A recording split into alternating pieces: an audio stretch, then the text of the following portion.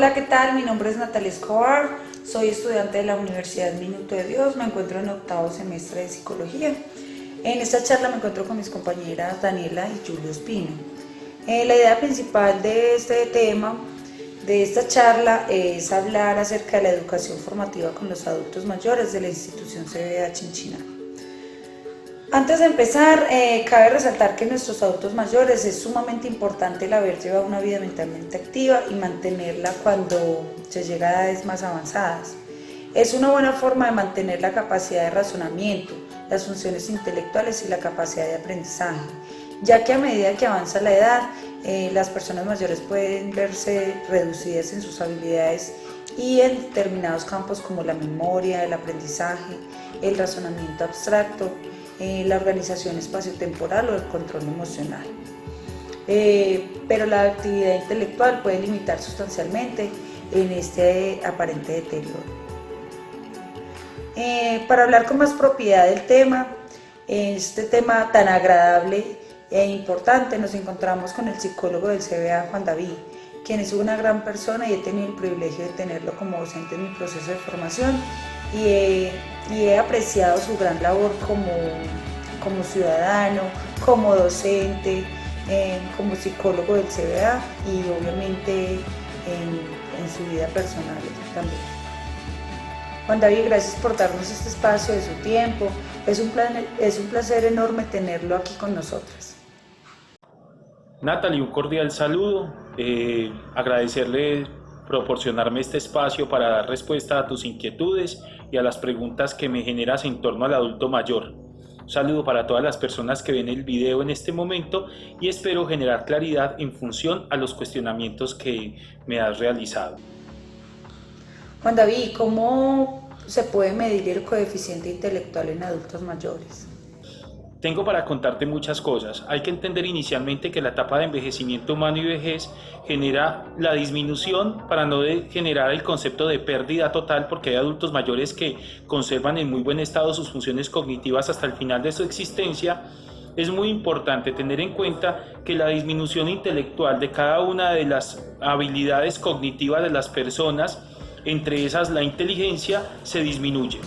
Por tal motivo, nosotros usamos en gran medida la escala Mini-Mental Test de Goldstein para poder tener como una mejor comprensión de cómo se deteriora no solamente las habilidades en torno al intelecto, sino de igual manera la memoria, la percepción, la atención y el lenguaje.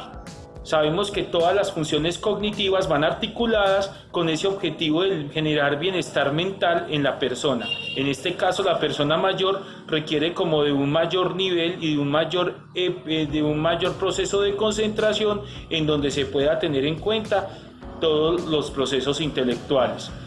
Por eso la importancia de tener esta escala se aplica y nos arroja un resultado concerniente a 4 niveles: deterioro cognitivo normal, deterioro cognitivo leve, deterioro cognitivo moderado y deterioro cognitivo severo, de acuerdo a las puntuaciones que se sacan allí. Aquí podemos ver cómo las funciones y el coeficiente intelectual juegan una participación muy importante, porque a partir de las respuestas que los adultos mayores dan concerniente a su ubicación temporal y espacial, podremos entender cómo encuentran sus habilidades cognitivas e intelectuales para comprender y responder a las diferentes preguntas que el entrevistador realiza. Juan, cuéntanos un poco cómo es este método de enseñanza para los adultos mayores. Les cuento que hay que tener unos criterios metodológicos y psicoeducativos de gran impacto en esta población. Siempre nos han dicho que los adultos mayores vuelven a ser niños. En el caso pedagógico, didáctico y lúdico, para generar impacto a través de la enseñanza, quizás se puedan usar metodologías de aula muy similares a las que se utilizan en los ambientes de educación primaria, inclusive la educación preescolar.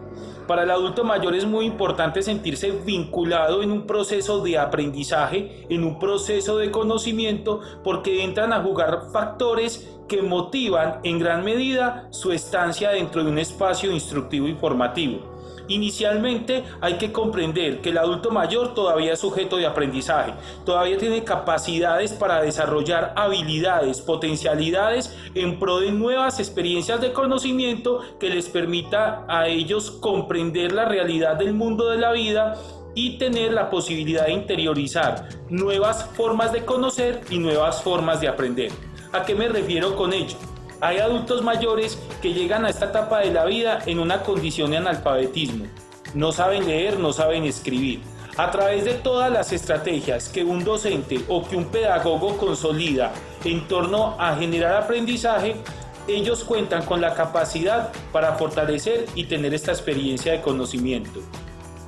Hay algo muy importante que hay que tener en cuenta en esta pregunta, en este punto, y es que los adultos mayores, de acuerdo a sus recursos motivacionales, o sea, a su capacidad de inteligencia emocional, pueden desarrollar un buen coeficiente intelectual en esta etapa de la vida.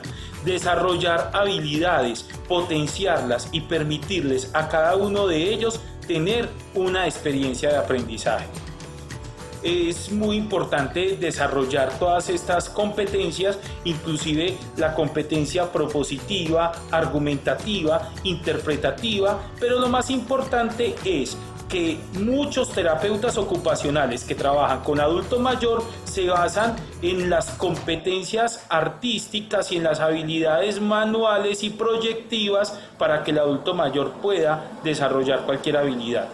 En este caso podemos observar adultos mayores que desarrollan su gusto por la música, por las artes, la pintura, las proyecciones artísticas, y para desarrollar todo este tipo y todo este conjunto de habilidades se necesita un proceso de enseñanza y de aprendizaje.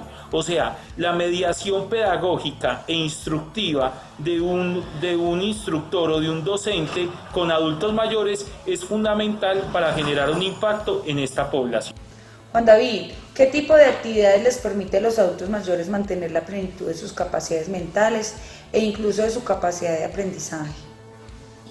Quiero tener en cuenta en esta respuesta que hay que tener en cuenta qué le gusta al adulto mayor, cuáles son sus preferencias, cuáles son sus hobbies, hacia qué apuntó su experiencia de aprendizaje, porque el hecho de que muchos no cuenten con aprendizaje conceptual, tienen un aprendizaje metodológico o un aprendizaje obtenido a causa de la imitación que les permitió desarrollar ciertas habilidades durante las etapas de la vida. Doy un ejemplo con ello. Nosotros podemos tener un muy buen soporte conceptual y unos criterios a nivel teóricos muy establecidos, pero no todos sabemos sembrar colino de café. No todos sabemos comprender las fases de la luna para cosechar en ciertos momentos. Muchos no comprendemos la utilidad que tienen ciertas hierbas o ramas en la salud de las personas. Muchos de nosotros podemos tener unos criterios y unos conceptos muy valiosos sobre el relacionarnos con los demás, pero no tenemos la cultura y el aprendizaje social que tienen estas personas, y que sigue siendo una herramienta de gran vitalidad para ellos porque tuvieron en su momento su particular forma de aprender y de conocer. Entonces, cuando hablamos sobre mantener a plenitud sus capacidades mentales y su capacidad de aprendizaje, tengamos en cuenta qué les gusta, ¿sí? Qué les gusta hacer, cómo les gusta proyectarse, ya sea a través del juego, a través de la estimulación cognitiva, ejercicios de concentración, actividades musicales. Recopilar esas letras de esas canciones de antaño les genera a ellos una estimulación de la memoria, pero al mismo tiempo aprender nuevos ritmos, interiorizar nuevos conceptos o aprender nuevas formas de lo que ocurre en el entorno como tal. Es permitirle al adulto mayor que también interiorice esta nueva forma de comprender las dinámicas del mundo de la vida a través de las tecnologías de la información y la comunicación. Que ellos tengan sus portales de Facebook, que ellos sepan que hay una herramienta YouTube que puede llevarlos a encontrar canciones que hace años no escuchan. Eso genera ya una motivación para el aprendizaje. De igual forma, el sistema de creencias de ellos se convierte en una herramienta fundamental para generar aprendizaje. Entender qué ocurre sobre el mundo espiritual. O sea, es que hay que entender que el adulto mayor, como se encuentra en la última etapa de la vida, en el ocaso de la existencia, siempre ha querido mejorar su relación con el ser trascendente, en el ser, llámese Dios, ser superior, desde el sistema de creencias que ellos tengan, desde la forma que tengan de vivir su fe. Eso les lleva a querer aprender y a querer conocer nuevas formas. Entonces no se les olvide ese tema de mantener a plenitud sus capacidades mentales y su capacidad de aprendizaje. Respetemos los gustos y las preferencias de nuestros adultos mayores. ¿Qué les gusta? ¿Cómo se sienten? ¿En qué manera se proyectan? ¿Y en qué medida podemos nosotros, como mediadores de conocimiento y de aprendizaje, permitirles a ellos que comprendan e interioricen nuevas formas de ver, interpretar y conceptualizar lo que ocurre en su mundo exterior? Juan, para el adulto mayor se necesita un tiempo, un tipo de método o un acompañamiento diferente de una persona más joven al momento de tomar información o conocimientos. Muchos adultos mayores demandan una necesidad de sentirse queridos, involucrados, incluidos, una necesidad basada en los recursos socioafectivos. Yo pienso que es diferente a la educación de aula en adolescentes y en niños, donde se ponen unos límites basados en el respeto, la convivencia, el seguir la norma, sin desconocer que los adultos mayores también necesitan esta mediación pedagógica para la convivencia y la disciplina.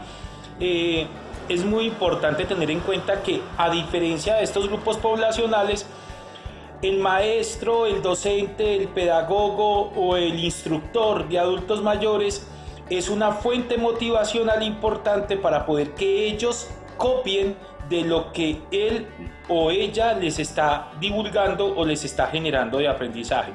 En palabras sencillas, un docente que trabaje con adultos mayores debe hacerse querer de ellos. La empatía, la cercanía, el afecto y los recursos emocionales y la manera en la que estos se proyectan generan un gran impacto positivo dentro de esa experiencia de aprendizaje. Por eso, cuando me preguntas en el cuarto punto sobre qué tipo de método o un acompañamiento diferente al de una persona más joven para el momento de tomar información en adultos mayores, yo pienso que sea un psicólogo, un licenciado en educación, una terapeuta ocupacional, una maestra en artes plásticas o algo, inicialmente lo que necesita es basar todos sus procesos de enseñanza y aprendizaje a través de la pedagogía del amor. Inclusive nosotros, los que hemos tenido la experiencia de trabajar durante muchos años con adultos mayores, nosotros no hablamos de procesos pedagógicos, nosotros hablamos es de procesos de mediación psicopedagógica, porque incluimos y hacemos de la parte de la psicología y la pedagogía como una alianza para generar aprendizaje, porque depende en gran medida el bienestar de la persona mayor y su buena disposición que tenga para recibir una experiencia de aprendizaje.